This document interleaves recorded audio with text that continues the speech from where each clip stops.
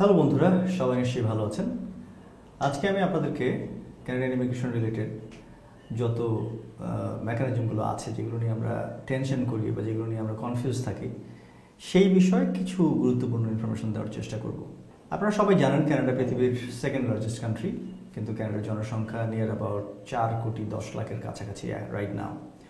প্রতি বছর কানাডায় পৃথিবীর থেকে নিয়ার অ্যাবাউট 5 লক্ষ লোক ইমিগ্রেন্ট হিসেবে যায়। সো এই ইমিগ্রেশন প্রসেসে যতগুলো কান্ট্রি যায় তার মধ্যে বাংলাদেশ অনেক নিচের দিকে অবস্থান করে। ইনফ্যাক্ট প্রথম 20 কান্ট্রিজের মধ্যেও বাংলাদেশের নাম আসে না। যদিও রিসেন্ট অনেক চেঞ্জেসের কারণে, পলিটিক্যাল ইস্যুজের কারণে পরিবর্তন হচ্ছে। সো আমরা দেখতে পাচ্ছি এই চেঞ্জেস হলেও বাংলাদেশের জনগণ, আমরা যারা আমার ভাই বন্ধু যারা কর্পোরেটে আছেন, অনেক অনেক ভালো পজিশনে কাজ করছেন, আপনাদের ভালো সার্টিফিকেট আছে, এডুকেশন আছে, তারপরেও আপনারা পিছিয়ে পড়েছেন মোস্টলি ল্যাঙ্গুয়েজের একটা ব্যারিয়ারের কারণে। খুব সম্প্রতি আপনারা জানেন যে পিটি কোড দিয়ে এখন ইমিগ্রেশনে অ্যাপ্লাই করা যাচ্ছে। So opportunities are coming. আমি আমার আগের অনেক ভিডিওতে আগে বলেছি আপনাদেরকে যে আপনারা হোল্ড অন করেন, আপনারা হোপফুল থাকেন, চেষ্টা করতে থাকেন। অনেকেই আছেন যারা একবার দুবার রিফিউজ হওয়ার পরেই হাল ছেড়ে দিয়েছেন। আমি নিজেই দুবার ট্রাই করে কানাডিয়ান ইমিগ্রেশন পেয়েছিলাম। সম্প্রতি যে চেঞ্জেসগুলো এসছে সেক্ষেত্রে আপনারা জানেন যে অকুপেশন বেসড ইমিগ্রেশন চালু হয়েছে। সো আমরা বাঙালিরা এখন এই সুযোগটা নিতে পারি। আমি পার্সোনালি সাজেস্ট করি, আমি যেহেতু কানাডায় বসবাস করি, আমি চাই বাংলাদেশি ভাই বোনদেরকে বেশি সাহায্য করতে। যে দেশে আমি বসবাস করি আমি চাইবো অন্যান্য দেশের মানুষজনের সাথে আমার কমিউনিকেশনটা অবশ্যই একটা গ্যাপ থাকে, তাদের সাথে নতুন করে বন্ধুত্ব তৈরি করা যায়, কিন্তু জীবনযাপনটা অত সহজ হয় না। সো আমি পার্সোনালি চাই আমার বাংলাদেশি ভাই বোনদেরকে যে কোনোভাবেই হোক বিভিন্ন ওয়েতে যদি কানাডায় সেটেল করাতে পারি, তাহলে তাদের সাথে আমি ঘুরে বেড়াতে পারবো, তাদের সাথে আমি নামাজ রোজা করতে পারবো, তাদের সাথে আমি খেলতে পারবো।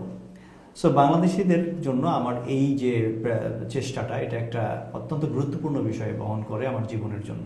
কানাডিয়ান ইকোনমি, অনেকেরই প্রশ্ন আছে যে কানাডিয়ান ইকোনমির অবস্থা ভালো নেই। তারপরেও চিন্তা করতে হবে, Canada is one of the largest country in the world. প্রচুর প্রাকৃতিক মানে রিসোর্সেস আছে এখানে, এবং সারা পৃথিবীর মানুষ কানাডা যেতে চায়। রিজনটা আমি নতুন করে বলতে চাই না। এই যে কানাডার যে সোশ্যাল সিকিউরিটি, বাচ্চাদের এডুকেশন, চিকিৎসা, জীবনযাপনের যে সাধারণ যে ফ্রিডম, স্বাধীনতার যে একটা প্র্যাকটিস, এগুলো সব মিলিয়ে it is a best country in the world right now, যেখানে আপনি আপনার পরিবার নিয়ে সেটেল করতে চাইবেন। সো আমি Khaled Ashrafi, regulated Canadian immigration consultant, member of Canadian immigration council. আমি আপনাদের জন্য এই সাপোর্টটা ঢাকায় প্রোভাইড করি।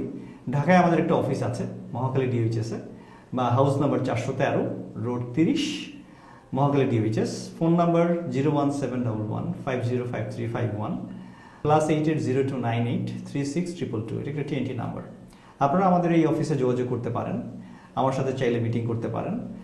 প্রতি বছর যে জনসংখ্যা যাচ্ছে সেক্ষেত্রে আমরা এখন উন্নতি করতে চাই, এবং এই রিলেটেড যত সাপোর্ট লাগে আমি এই অফিস থেকে আপনাদেরকে দিতে চাই।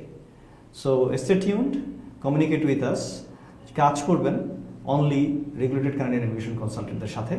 ফেক অর্গানাইজেশন বা ফেক কনসালটেন্টদের সাথে কাজ করলে যেটা হবে, আপনার ক্যারিয়ার ধ্বংস হয়ে যেতে পারে, আপনার টাকা লস হয়ে যেতে পারে, আপনি প্রতারিত হতে পারেন।